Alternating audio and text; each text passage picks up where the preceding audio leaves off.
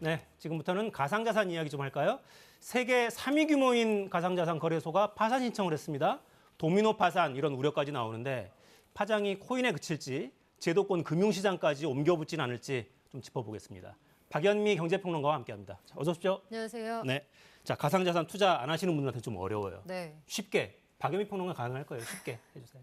이 샘 뱅크먼 프리드라고 하는 미국의 20대부터 억만장자였던 사람이 2017년에 암호화폐 가상 거래하는 그 투자 회사를 하나 세웁니다. 네. 이 회사는 알라메다 리서치라는 회사인데 여기서 돈을 벌어서 이 종잣돈을 가지고 세운 코인 거래소가 FTX예요. 네. 이게 2017년, 2019년에 있었던 일이고 최근에 문제가 됐던 건 FTX라는 거래소에서 고객들의 돈을 내주지 못하는 사태가 됐다. 근데 왜 그런가 봤더니 알라메다 리서치라고 하는 원래 세웠던 그 회사에 고객들의 동의를 받지 않고 FTX 거래하는 사람들이 넣어둔 그 돈을 무단으로 인출해서 꺼줬더라. 여기에서 문제가 생깁니다. 그런데 제때 갚으면 문제가 안 생길 텐데요. 네.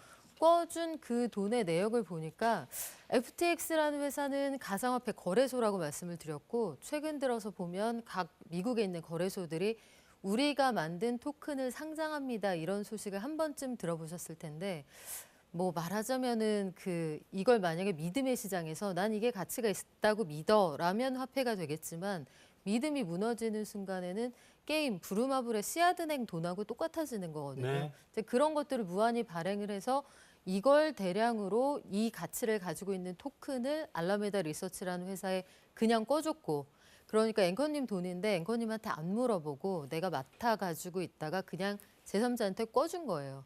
그러면 그 토큰을 담보로 이 투자회사는 실물시장에서 달러로 꺼옵니다. 이걸 가지고 뭘 했느냐? 다시 FTX로 가서 그 토큰을 다시 사들이는 거예요.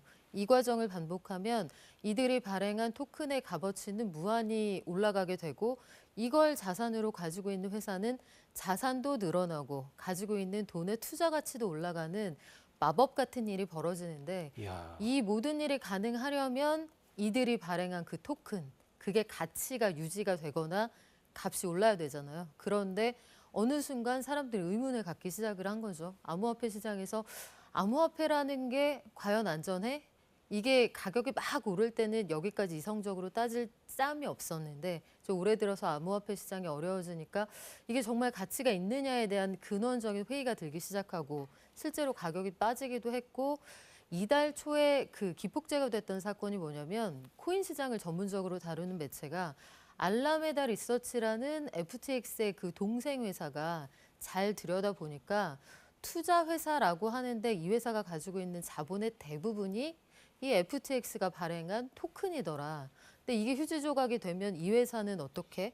이 회사가 가지고 있는 다른 돈이 있어 여기에서부터 의문이 생긴 거고요. 네. 가상화폐 가격이 그러네. 이 회사가 발행한 이 토큰 FTT라는 이름을 가지고 있는데 이게 가격이 만약에 휴지 조각이 된다라고 하면 여기에 물려있는 이 메커니즘 안에서 다들 이 가격이 폭락하고 휴지 조각되는 거 아니야?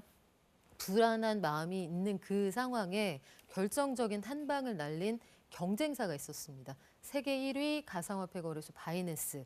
그곳의 CEO가 그동안 우리가 사들인 FTX 토큰 전량 매각할 거야. 아, 한꺼번에? 한꺼번에. 우리가 이거 다 내다 팔 거야 라고 하니까 개인 투자자들은 패닉 상태에 근데 빠지는 왜 그렇게까지 하죠? 별로 안 친했습니까? 자, 두 가지 이유가 있습니다. 한 가지는 말씀드린 것처럼 이 회사가 가지고 있는 근본적인 가치에 대해 의문이 있었고 다른 한 가지는 바이낸스 CEO, 세계 1등 거래소의 CEO는 중국계 캐나다인인데 네. 자오 창펑이라는 이 사람을 이 FTX CEO가 정말 부단히 무시하고 또 인종차별을 일삼기도 저런. 했어요. 그러니까 공식석상에서 가상자산 거래소 관련해서 청문회를 하니까 당신 우리나라 의회 구경해 보겠네 이런 방식으로 그러니까 굉장히 잘못했네요. 멸시하는 듯한 그런 일들이 많았고요. 개인적인 감정이 좋지 않기도 했고 비즈니스 관계에서도 보면 세계 3, 4등 하는 FTX가 문을 닫으면 이 손님들이 우리한테 오거나 뭐 적어도 FTX가 잘 되는 꼴은 내가 못 보겠다. 만약에 이런 마음을 가지고 있었더라면 물론 그 회사는 공식적으로 부인합니다만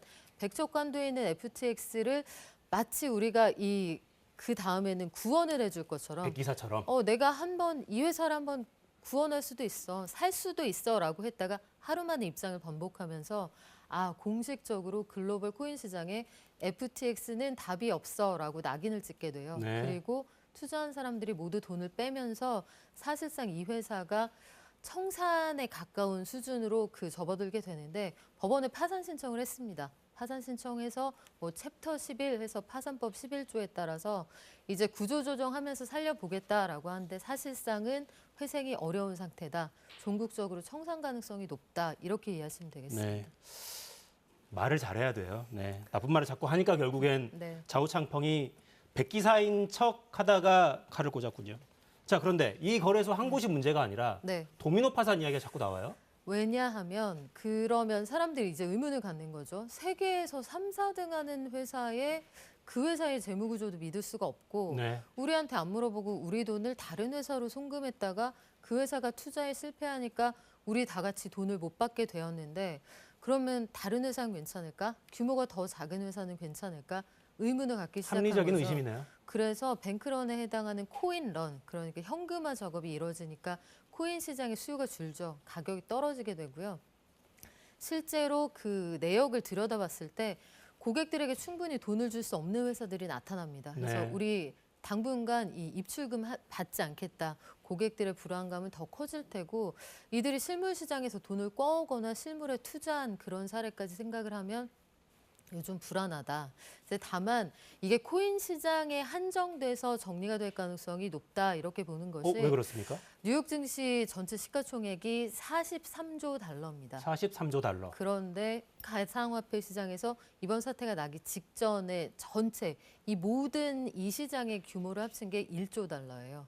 43분의 1이죠. 지금 가격이 더 떨어지기도 했고 그리고 그들 안에서 투자했던 손정희 회장의 소프트뱅크의 비전펀드 이런 것들이 손실을 크게 보기는 합니다만 손실 상각 처리하고 이제 그들은 큰 회사니까 그렇게까지 문제는 안 생길 텐데요. 다만 문제는 미국에서 기관 투자자들, 펀드를 통해서 포트폴리오에 이걸 담았던 분들은 어느 정도 손실이 있겠지만 시스템적 리스크까지 가지는 않는다. 네. 다만 코인 시장 전반은 굉장히 신뢰의 부재로 위기를 겪게 될 수 있다. 이렇게 보시면 되겠습니다. 그러니까 탈중앙화 이런 명분을 들어서 굉장히 큰 장점, 미래 가치가 있을 거라고 생각하고 특히 젊은 분들 레버리지 엄청 일으켜가지고 투자 많이 했잖아요. 네, 이런 분들이 사실 걱정인데 그렇죠. 또 국내에 있는 그 외 중소규모 거래소들도 네. 많고 괜찮습니까 여기는? 우리나라는 일단 근본적으로 다른 건 우리나라 거래소들은 자체 코인을 만들어서 상장을 못합니다. 네. 특근법에 따라서 못하게 돼 있고요.